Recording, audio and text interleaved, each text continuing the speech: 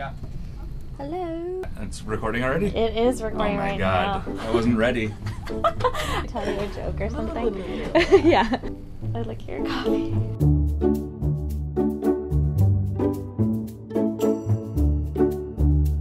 I'd recommend Born a Crime by Trevor Noah. It's a really, really hilarious collection of stories from his childhood in South Africa. And I think the reason I love this so much is because it's not your typical celebrity memoir. You really get a deep history of South Africa, and weave throughout it is these really, really hilarious stories. And you just really get a better sense of him, which I think is so rare for celebrities. So one of the books I'm really excited for this fall is Beyond the Messy Truth by Van Jones. Van might be familiar to you guys as a CNN correspondent, but in this book he really tries to open a conversation about what it means to be an American and what it means to be a patriot when perhaps you don't agree with the administration that's in power, right or left. So one book that I would recommend that you all read is An American Family by Khizr. And full disclosure, I did edit this book, so I might be a little bit biased. But it's a wonderful book.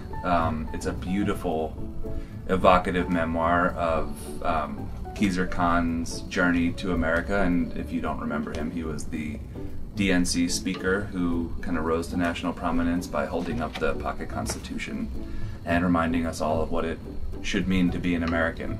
Cant Breathe by journalist Taibbi. Unforgettable story of the Black Lives Matter movement.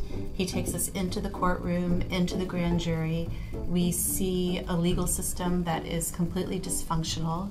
We also see the corruption of a political campaign that intersects with this legal system. It is impossible to read this book and not have a painfully clear picture of what exactly it looks like to seek justice in America today. A great book that I read recently is actually Jamie Ford's new novel called Love and Other Consolation Prizes. And if you read Jamie's author's note, you'll find out that he has this never-ending appetite for history, for lost history. So the story is inspired by an article he found in the Seattle Times about a baby who was actually truly raffled off in 1909 at Seattle's World's Fair. Jamie thought, what happened to this child? Do we know how he ended up, where he ended up? And he couldn't find anything. And that's when he knew it was really the story he had to write. So ultimately, it's a love story. I would recommend Braving the Wilderness by Brené because I read it recently and I thought it was not only like really perfect for this time that we're in, but also it helped me in thinking through all of the communities that I'm a part of and what it means to belong, especially in this, climate of like increasing uncertainty and like divisiveness. Between the World and Me by Ta-Nehisi, a book that I also edited and won the National Book Award. It's a great book because it's a book that's timely and was timely from the time it was published, and it's kind of consideration of violence and white supremacy and race in America.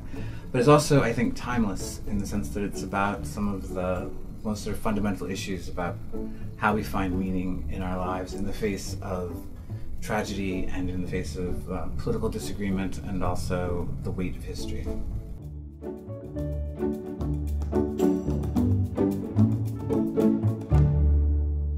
That was quick. That was quick. That was relatively.